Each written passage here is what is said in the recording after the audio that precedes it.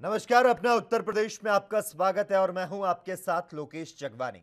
विकास दुबे के एनकाउंटर पर सवाल उठाने वाली याचिका पर आज सुप्रीम कोर्ट में सुनवाई हुई और इस दौरान यूपी सरकार की तरफ से सॉलिसिटर जनरल तुषार मेहता ने बताया कि मुठभेड़ सही थी। हालांकि कोर्ट की तरफ से यह कहा गया कि राज्य सरकार कानून व्यवस्था बनाने के लिए जिम्मेदार है।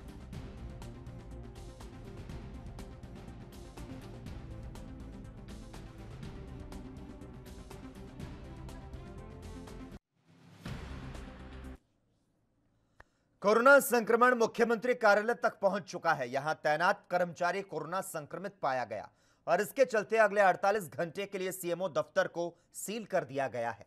तो वहीं डीजीपी मुख्यालय भी कोरोना की चपेट में है। यहां तैनात एक और आईपीएस स्तर का अधिकारी कोरोना पॉजिटिव पाया गया।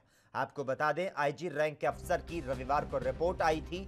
यही नहीं, 2 दिन पहले एसपी रैंक का एक अधिकारी भी संक्रमण का शिकार हुआ था। डीजीपी मुख्यालय में कोरोना संक्रमण तेजी से फैल रहा है। तो वहीं आज सीएम ऑफिस को सैनिटाइज किया गया।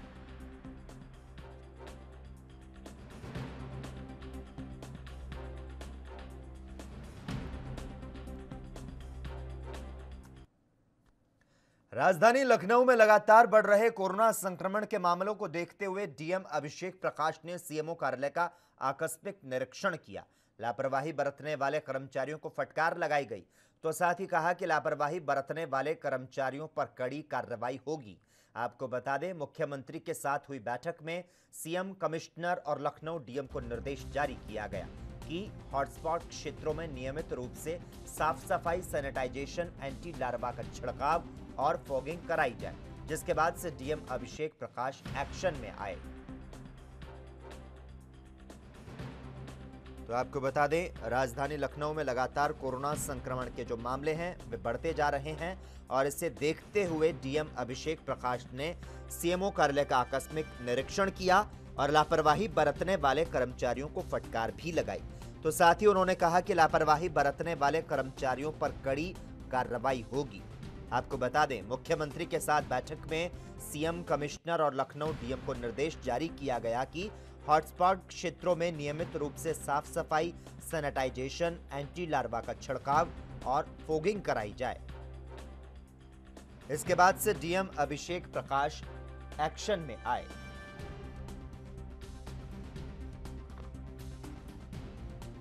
तो डीएम अभिषेक प्रकाश जो है सीएमओ कार्यालय पहुंचे और उन्होंने यहां पर आकर निरीक्षण किया।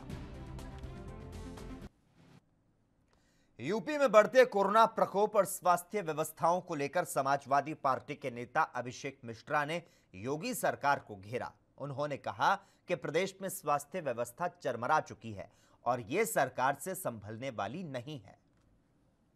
सरकार को जब कोविड सामने आया, उस समय जो तैयारियां करनी थी, जब लॉकडाउन लगा तो लॉकडाउन सरकार ने आम आदमी की सुरक्षा के लिए नहीं, उस समय एक तरीके से हमें इस अंडरस्टैंडिंग से दिया था कि ये लोगों के जो ऑर्गेनाइजेशन करना है, एफर्ट ऑर्गेनाइज करना है, अस्पतालों में व्यवस्था बनानी है, दवाइयों का बंदोबस्त करना है, बेड्स का बंदोबस्त करना है, उसके लिए किया जा रहा है।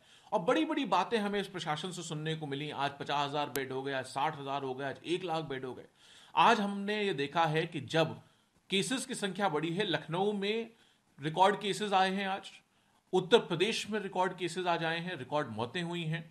तो इसमें जब ये सामने आ रहा है तो दिख रहा है कि किस तरीके से पूरी व्यवस्था चरमरा करके ढह रही है। आप देखिए, कहीं पे कोई शव जमीन पे फेंका पड़ा है, कहीं पे किसी न किसी को कहीं पानी का फव्वारा भर रहा है, कहीं गोरखपुर में अस्पताल में पानी भरा हुआ है। बिल्कुल नेग्लिजेंस है, लापरवाही है, कोई ध्यान नहीं है, कोई जिम्मेदाराना हरकत नहीं है, न रिसोर्स है, न प्रायोरिटाइजेशन है, न मुझे लगता है लोगों ने आत्मनिर्भर का मतलब सरकार ने ये निकाल लिया है कि आप अपने अपने हाल पे हो, जैसे हो वैसे जियो। हम लोगों को तो पहले भी माननीय मुख्यमंत्री जी से और उनकी जो टीम 11 है, ये सुनने को मिला था कि हर जिले में एक सीनियर आईएएस ऑफिसर को कोविड का मॉनिटरिंग के लिए, मेंटरिंग के लिए, डायरेक्शन के लिए, गाइडेंस के लिए, कोऑर्डिनेशन के लिए बनाया गया है। अब फिर से वही एक दूसरा नाम बदल करके दोबारा वही चीज सामने आ रही है। तो एक इंग्लिश में कहावत है ना कि old wine in a new bottle. तो ये उसमें सच में किसी के जाने से क्या होगा? मान लीजिए आज आप किसी को भेज दीजिए, माननीय मुख्यमंत्री जी स्वयं चले जाएं अगर किसी जिले में कोऑर्डिनेशन के लिए और वहां जाके बैठ जाएं, तो उनके जाने से तो कुछ होगा नहीं। सरकार को व्यवस्था रिसोर्स की करनी पड़ेगी, सरकार को टेस्ट अवेलेबल कराने पड़ेंगे, उनकी कॉन्ट्रैक्ट ट्रेसिंग का एक नेटवर्क बनाना पड़ेगा, आइसोलेशन और क्वारंटाइन करना पड़ेगा लोगों को, तब तो बच सकता है। और वरना नहीं बचेगा। एक बहुत बड़ी व्यवस्था होने जा रही है, एक बहुत बड़ी health, humanitarian, economic crisis Covid perpetuate कर रहा है, और सरकार को जिस लेवल का रिस्पांस देना चाहिए वो ग्रॉसली इनएडिक्वेट है। हमारे गांवों को, हमारे किसानों को, हमारे नौजवानों को, उत्तर प्रदेश की जनसंख्या को, उत्तर प्रदेश के जो हमारे लोग हैं उनको सरकार ने बिल्कुल बेसहारा छोड़ दिया है। पूरी तरह से सिस्टम कोलैप्स कर गया है, और जो भी व्यवस्था ये चला रहे हैं सिर्फ टीवी पे बयान देना जानते हैं, दूसरा इसके अलावा कुछ बुनियादी से लोग तो आ जाएंगे, लेकिन आप उनको देंगे कहां से नौकरियां? आप, मनरेगा ऑलरेडी प्रॉमिस करता है कि आप 100 दिन का रोजगार देंगे। लगभग 5.5 से 6 करोड़ आदमी मनरेगा में रजिस्टर्ड है। वो 5-6 करोड़ आदमी को अगर आपको 100 दिनों का रोजगार देना है 202 रुपए मिनिमम रेट पे, तो आज की तारीख में उत्तर प्रदेश ने उतना बजट ही नहीं रखा है। उत्तर प्रदेश का जो बजट था वो 1.25 करोड़ के एक दिन के लिए रोजगार देने से पहले जो उन्होंने अनाउंसमेंट किया था, उतने में ही लगभग 40-50% खत्म हो चुका था। आपके पास, आप पैसा तो दीजिए, रिसोर्स तो दीजिए, एलोकेशन तो दीजिए, सरकार के कहने से हो जाएगा या माननीय मुख्यमंत्री जी कह देंगे इसलिए हो जाएगा? माननीय मुख्यमंत्री जी उसका रिसोर्स एलोकेशन करें, उसका बजट दें, बजट रिलीज करें, और तब जाकर के मुनादी कराएं, तो जरूर लोगों को नौकरियां मिलेंगी। सिर्फ किसी के कहने से, मैं कह दूं, माननीय मुख्यमंत्री जी कह दें, उससे कुछ नहीं होने वाला। ये तो लोग, जब रिसोर्स होगा, व्यवस्था होगा, काम डेवलप होगा, काम आइडेंटिफाई होगा, बारिश में कौन से काम होंगे उसको आइडेंटिफाई करेंगे, तब जाकर। उत्तर प्रदेश के प्रधान सचिव स्वास्थ्य अमित मोहन प्रसाद ने प्रदेश में कोरोना की स्थिति को लेकर जानकारी दी। क्या कुछ कहा उन्होंने, आइए सुनते हैं। विगत 24 घंटों में संक्रमण के 1924 नए प्रकरण सामने आए हैं। इस समय एक्टिव इन्फेक्शन के केसेस की कुल संख्या 19,137 है। जो लोग पूर्णतः उपचारित होकर डिस्चार्ज किए जा चुके हैं उनकी संख्या अब 30,831 हो गई है। संक्रमित व्यक्तियों में से 1,192 की मृत्यु हुई है। इस समय आइसोलेशन वार्ड में 19,140 लोगों को भर्ती कर उनका इलाज करवाया जा रहा है। अब तक हम लोग 3,35,534 ऐसे लोगों को कॉल कर उन्हें हम सावधान कर चुके हैं, सतर्क कर चुके हैं कि वो किसी न किसी संक्रमित व्यक्ति के नज़दीक आए हैं, संपर्क में आए हैं, उन्हें अपना ध्यान रखना चाहिए। अगर आपके पास स्मार्टफोन है तो आप भी आरोग्य सेतु ऐप को डाउनलोड कर लें। इससे आपको किसी भी संक्रमित व्यक्ति के संपर्क में आने पर अलर्ट जनरेट होता है, जिससे आप सावधान हो जाते हैं और अपने आप को संक्रमण से बचा सकते हैं। इस संक्रमण की वर्तमान में अभी तक न तो कोई वैक्सीन बनी है, न कोई एक कारगर दवा बनी है। तो सावधान रहकर, सतर्क रहकर अपना बचाव करना ही सबसे अच्छा तरीका है और इस संक्रमण से बचा जा सकता है। अगर हम अपने हाथ को साफ रखें, बार बार साबुन पानी से धोते रहें, अगर हम मुंह और नाक को अपने ढक कर रखें। प्रदेश में बढ़ते कोरोना केस और राम मंदिर निर्माण को लेकर बीजेपी नेता हरीश श्रीवास्तव ने क्या कुछ कहा, आइए सुनते हैं। लॉकडाउन 2 के बाद कोरोना के जो संक्रमित हैं उनकी संख्या में काफ़ी बढ़ोतरी हुई है, और उसका एक वजह भी है कि ये जो बरसात के मौसम में जो ह्यूमिडिटी होती है उसके कारण भी वायरस का जो संक्रमण है वो बढ़ता है। लेकिन अगर आप देखें तो जिस तरह से अगर उत्तर प्रदेश को आप देखिए तो उत्तर प्रदेश में 29,000 के आसपास लोग उपचारित होकर के अपने घरों को गए हैं, और अगर पूरे देश के स्तर पर देखें तो लगभग 7 लाख के आसपास लोग उपचारित होकर के अपने अपने घरों को गए हैं। इसका जो बचाव है वो जितना ही हम मास्क का उपयोग करेंगे, फिजिकल डिस्टेंसिंग का फॉलोअप करेंगे, और इम्यूनिटी को लेकर के जो लगातार ICMR की जो गाइडलाइंस है उनको जो अगर हम फॉलो करते हैं तो उससे ये कोरोना को कंटेन करने में, कोरोना को हराने में पूरी तरह से हम सफल हो। एसोसिएशन का अपना ऑब्जर्वेशन हो सकता है, अभी आधिकारिक तौर पर इस पे ICMR का कोई मुझे लगता है कोई ऑब्जर्वेशन नहीं आया है, लेकिन कुछ भी हो कोरोना को हराने के लिए सरकार पूरी तरह से संकल्पबद्ध है और देश के हम सब जो नागरिक हैं उनको इसके जो बचाव के जो उपाय हैं, सैनिटाइजर का प्रयोग, साबुन से हाथ धोना, मास्क लगाना, फिजिकल डिस्टेंसिंग और इम्यूनिटी इम्प्रूव करने वाले जो काढ़े और ये बहुत सारे जो नुस्खे ICMR ने भी सजेस्ट किए हैं, आयुष मंत्रालय ने भी सजेस्ट किए हैं, उन सब का पालन हम सब लोगों को करना चाहिए। निश्चित रूप से देखिए, लगभग 5 शताब्दी से भगवान राम की जन्मभूमि पे भव्य राम मंदिर निर्माण को लेकर के संघर्ष चलता रहा और माननीय उच्चतम न्यायालय के निर्णय के बाद उस मामले का एक पटाक्षेप हुआ और हमारे यशस्वी प्रधानमंत्री जी ने उस स्थल पर भव्य राम मंदिर के निर्माण के लिए मार्ग को पूरी तरह से प्रशस्त किया है। अयोध्या के जैसा मीडिया की खबरें हैं, अयोध्या का पूरा संत समाज माननीय प्रधानमंत्री जी के वहाँ स्वागत के लिए, उनके अभिनंदन के लिए उत्सुक है और श्री राम तीर्थ क्षेत्र ट्रस्ट के जो अध्यक्ष हैं श्री नित्य गोपाल दास जी महाराज, उन्होंने एक बहुत भावपूर्ण पत्र लिखा था माननीय प्रधानमंत्री जी को। सरकार की नई गाइडलाइन के अनुसार अब अन्य शहरों की तरह यहां भी L1 कोविड सेंटर स्थापित करने की पहल की जा रही है और इसको लेकर संसदीय कार्य राज्य मंत्री आनंद स्वरूप शुक्ला और जिला अधिकारी SP शाही ने होटल मालिकों के साथ बैठक की। राज्य मंत्री शुक्ला ने कहा कि मरीजों की बढ़ती संख्या के बीच कुछ ऐसे भी मरीज सामने आ रहे हैं जो कि कोविड-19 फैसिलिटी सेंटर में जाने से संकोच कर रहे हैं। ऐसे लोगों को होटल में तय दर पर सुविधा दी जानी है। होटलों में चिकित्सकीय व्यवस्था CMO करेंगे, जिसमें एक डॉक्टर, 2 नर्स और एक फार्मासिस्ट तैनात रहेंगे और इसके लिए एकमुश्त 2000 रुपए जमा करने होंगे। ये शासन स्तर से एक निर्देश जारी हुआ है कि L1+ फैसिलिटी, जिसको नाम दिया है कि कोई भी होटल संचालक L1+ फैसिलिटी चला सकता है जिसमें एसिम्प्टोमेटिक और सामान्य तरीके के जो पॉजिटिव व्यक्ति हैं कोरोना के, वो रखे जाएंगे और वो पेमेंट बेसिस पर होगी।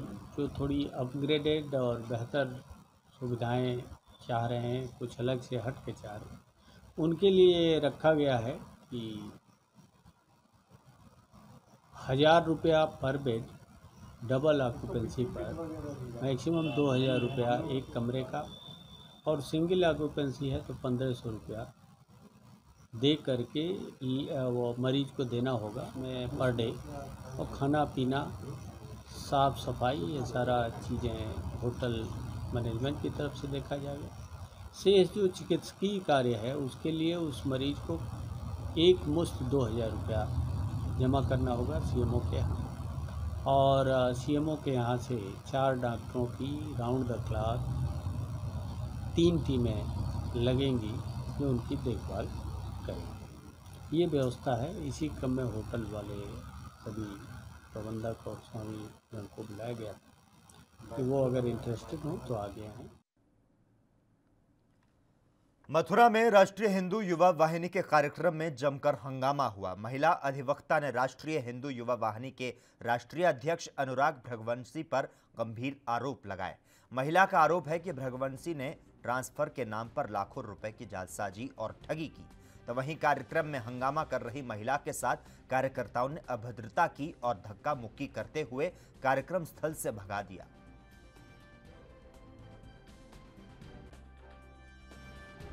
उनका भी परिवार है, बच्चे हैं, पूरा देश में लोग सिक्योरिटी करते होंगे साथियों, लेकिन कोई इनके लिए नहीं सोचता। लगातार 10वां कार्यक्रम है जिसमें हम पुलिसकर्मियों को श्रद्धांजलि, आज भी शुरुआत हम अपने 10 या 8 यशस्वी पुलिसकर्मियों की शहादत को सम्मान देकर, श्रद्धांजलि देकर 3 संत माने गए हैं मेरठ में, गोपालगंज में।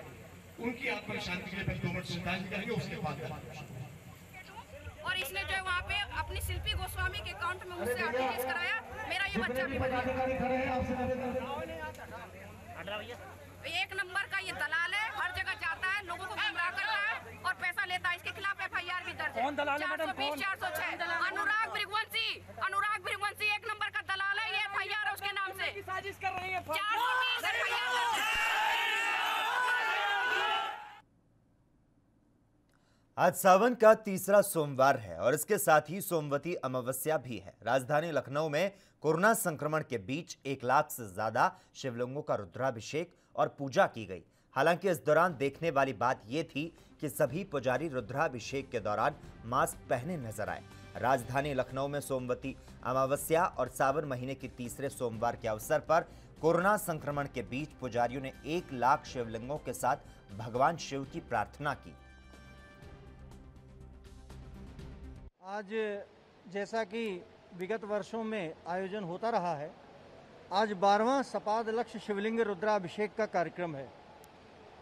2009 से ये कार्यक्रम मणिमहेश की यात्रा के उपरांत प्रारंभ हुआ था और 2009 में बारिश बहुत कम हो रही थी, तब ये संकल्प लेकर कार्यक्रम शुरू किया गया था और भगवान भोले की कृपा से उसी दिन बरसात जो हुई, फिर अनावरत बारिश होती रही और जब से लगातार कार्यक्रम जन कल्याण की भावना को लेकर होता रहा है।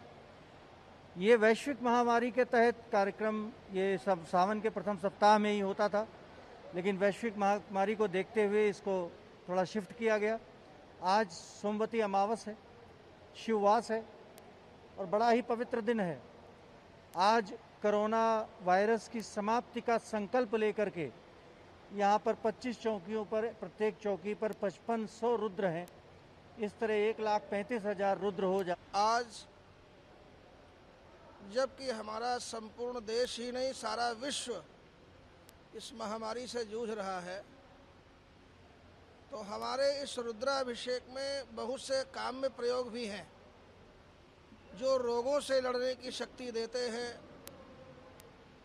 संतान का लाभ देते हैं, स्वास्थ्य का लाभ देते हैं, परिवार का लाभ देते हैं। तो उनमें से जो रोगों से लड़ने की शक्ति है, इस महामारी से लड़ने की जो शक्ति है, वो हम सबको प्राप्त हो। हम सब लोग भगवान शंकर की, भगवती की कृपा से इस महामारी से शीघ्रता पूर्वक मुक्ति प्राप्त कर सकें, इसी उद्देश्य से हम लोग ये रुद्राभिषेक कर रहे हैं।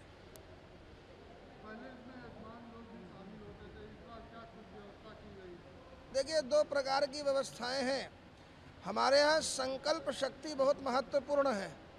यदि व्यक्ति सम्मिलित हो जाता है तो अच्छी बात है, और नहीं तो संकल्प शक्ति इतनी प्रबल है कि हम लोग विदेशों में बैठे हुए लोगों के लिए संकल्प पूर्वक यहाँ पर सत्कर्म करते हैं और उसको उसका लाभ मिलता है। तो चूँकि इस समय इस महामारी के कारण लोगों का एक स्थान पर अधिक एकत्र होना उचित नहीं है, तो इसलिए संकल्प पूर्वक ही उनके इस संकल्प को पूर्ण करने का निर्णय किया गया। उनको यहाँ बुलाकर बिठाने की व्यवस्था नहीं की गई। वे सब लोग ऑनलाइन इसको देखते रहेंगे। उनका नाम, उनका गोत्र संकल्प में प्रयोग किया जाएगा कि आज का यह पूजन उनके निमित्त है। ये व्यवस्था है। सोमवती अमावस्या का हिंदू धर्म में विशेष महत्व है। आज सोमवार को भगवान शिवजी का दिन माना जाता है, इसीलिए सोमवती अमावस्या पर शिवजी की पूजा अर्चना करने का विधान है। इस दिन सुहागिन महिलाएं अपने पति की लंबी उम्र की कामना के लिए व्रत रखती है और पीपल के वृक्ष में शिवजी का वास मानकर उसकी पूजा और परिक्रमा करती है।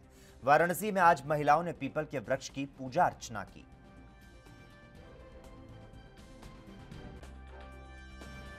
सोमवार का दिन है, सोमवती अमावस्या है। आज के दिन लोग फेरी लगाते हैं अपने सुहाग के लिए। इसमें चूड़ी, बिंदी, किसी भी चीज़ से फेरी लोग देते हैं। कितना महत्व है?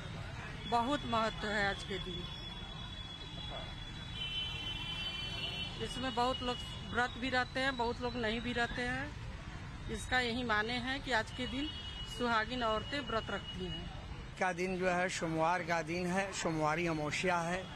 काशी में इसका महत्व जो है बहुत अधिक है। सब लोग जो है दर्शन करते हैं, भोलेनाथ को जो है जल चढ़ाते हैं, रुद्राभिषेक करवाते हैं। इसका महत्व जो है बहुत अधिक है। सोमवार की क्या क्या चीज़ इसमें कराते हैं? इसमें जो है जल चढ़ाया जाता है और फिर उसके बाद धागा बांधा जाता है पीपल में, हाँ, और जो है शंकर जी को जो है भस्म, भांग, धतूर, मंदार और बेलपत्र चढ़ता है। कोई श्लोक है इसका? ओम काशी वासी निवासी च काल भैरव दर्शनम कोटि कन्या महादानम बेलपत्रम शिवर्पणम। वहीं आगरा में सपा जिला अध्यक्ष और सपाइयों ने पुलिस पर तानाशाही के आरोप लगाए। उनका आरोप है कि सपा कार्यकर्ताओं को पुलिस पार्टी कार्यालय में नहीं बैठने दे रही। सपा कार्यालय को पुलिस ने छावनी बना के रखा है। यही नहीं, सोशल डिस्टेंसिंग के साथ साथ लोकतांत्रिक तरीके से किए जा रहे सपाइयों के कार्यक्रम पर रोक लगा के रखी है।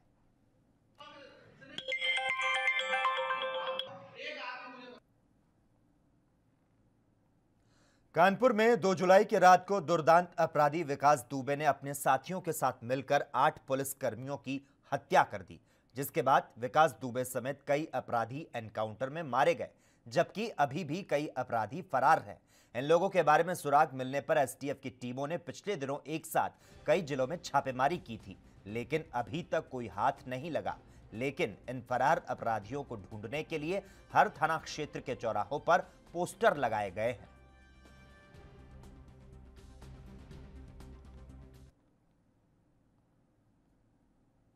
वहीं सहारनपुर से कोरोना संकट के बीच एक लापरवाही की बड़ी खबर सामने आई। दरअसल थाना सरसावा के सामने लगने वाली मंडी में लोग महामारी कोरोना से बेपरवाह सोशल डिस्टेंसिंग की धज्जियां उड़ाते नजर आए, लेकिन पुलिस ने अभी तक कोई एक्शन नहीं लिया। जबकि मंडी के पीछे कोरोना पॉजिटिव निकलने से कॉलोनी सील है, उसके बाद भी ये बड़ी लापरवाही सामने आई है।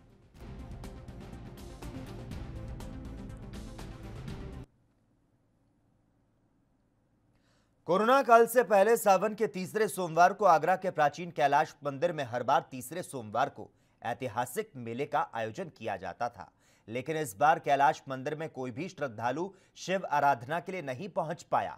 दरअसल कोरोना वायरस के चलते सभी धार्मिक स्थल आम जनता के लिए पूरी तरह से बंद कर दिए गए हैं, तो सभी शिव मंदिरों पर पुलिस ने देर रात से पुलिस के जवान भी तैनात कर दिए हैं।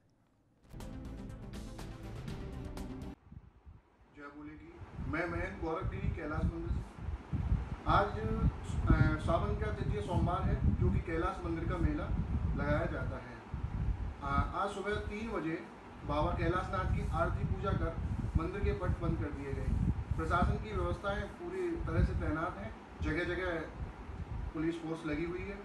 देखा जाए तो पिछले वर्ष आज ही के दिन इस समय तो बाबा के जयकारे बोले जा रहे थे और करीबन लाखों की तादाद में बाबा के भक्त कैलाश मंदिर पर दर्शन करने आते हैं। आज बाबा कैलाशनाथ की अभिषेक और आरती करते समय बाबा से प्रार्थना की गई कि भगवान, जो भी ये कोरोना नामक बीमारी चल रही है, इसको जल्द से जल्द खत्म करें और बाबा के जो भक्त हैं वो आपके दरबार में आएं और आपके दर्शन लाभ उठाएं। धन्यवाद। और इसी के साथ ही अपना उत्तर प्रदेश में इतना ही, लेकिन देश और दुनिया की तमाम अहम खबरों के लिए लगातार आप जुड़े रहिए और देखते रहिए ANB न्यूज़।